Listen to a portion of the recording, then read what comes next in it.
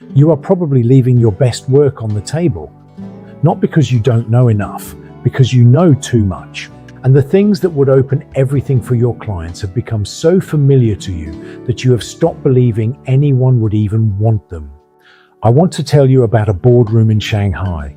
15 of the most intelligent engineers I have ever stood in front of. And a question I nearly didn't ask because it seemed so obvious to me that I was certain it would cost me the room.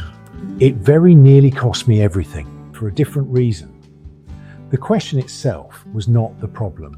What I nearly did with it was, the contract with Apple in China had come about in the most unexpected way, a beer with a friend who happened to be vice president of Apple in China, a connection that would change everything. I had just delivered a talk on using drama skills in the business environment. He asked what I was doing. I told him keenly. He said, "I'm going to put you in touch with our HR department. The person training our senior engineers to present is not very good." And that is how it began.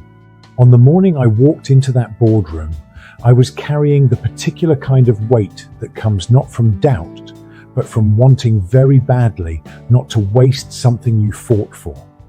The room was long. The table was U-shaped, 15 senior managers. Every one of them had a laptop open in front of them. Ready, alert, precise. These were engineers, technically accomplished, exacting people. They knew more about the machines on that table than I thought it was possible to know.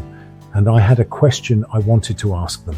A question that seemed to me so obvious, so elementary, so frankly embarrassing in its simplicity, that I stood there for a moment, genuinely considering whether I should replace it with something more complex, something that would signal immediately that I was worth the room. I very nearly did. The question was this: before you start a presentation, what do you actually do? Not what do you think about, not what do you consider or plan or structure. I asked it, and they did what intelligent people do. They answered intellectually. We think about our client. We consider the objective of the presentation. We might start to put some slides together. And I said, yes, that's all good, but what is it you actually do? The silence in that room was palpable. It turned out that none of them did anything physical to prepare themselves to present. Not one of them. One of the managers eventually spoke. "I meditate," he said. "I calm myself," which is close, which is something. But the room fell quiet again because not one of them had a physical practice for this. For me, warming up before any public performance, not just a presentation, but any performance, is so fundamental. It's so completely non-negotiable that I have done it without thinking for 40 years. I had forgotten it was something that needed to be taught. And I watched the penny drop across 15 faces simultaneously, like watching a wave move through water. What happened in the next 15 minutes changed the entire trajectory of that contract. But what I want to tell you about is what happened inside me, because I came very close to never asking that question at all. And if I hadn't, we would have had a very polished, very expensive, very useless morning together. There is a concept in psychology called the curse of knowledge. Once you know something, you cannot fully unknow it. You cannot recover the experience of not knowing it. And so the further you travel into expertise, the harder it becomes to remember what it was like to stand at the beginning. For those engineers, the preparation question was genuinely new territory. For me, it was 40 years old. So old, I nearly didn't bother offering it.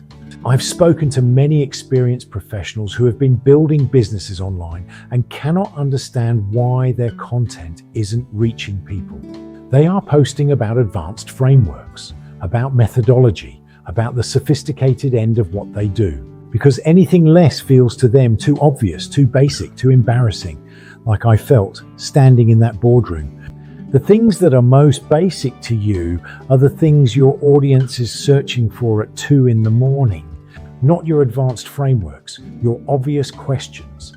That is the gold, not the methodology. And this matters more now than it has ever mattered before, because we are all publishing into a world where the most sophisticated content competes for attention at the same level as the most obvious. And it's usually the obvious content that reaches strangers, because strangers are beginners, and beginners need the question you nearly didn't ask. So here is the practical question. What do you know that you have stopped believing is worth sharing? What is in your work that feels so obvious to you that you have dismissed it entirely as content? Because I would be very surprised if you couldn't find 3 things in the next 5 minutes that your clients genuinely don't know and genuinely need. The same things that 15 Apple engineers in a boardroom in Shanghai had never once thought to do. Your curse of knowledge is your buried treasure. The embarrassing question, that is the one that truly opens the room. I think about that boardroom sometimes, the silence after the second time I asked, the wave moving through 15 faces. And I think about how close I came to asking something more impressive, something that would have started the morning in the wrong place. For them, for me, for the contract. The most valuable thing I brought into that room was a question I was embarrassed to ask, which is probably true of most of us, most of the time.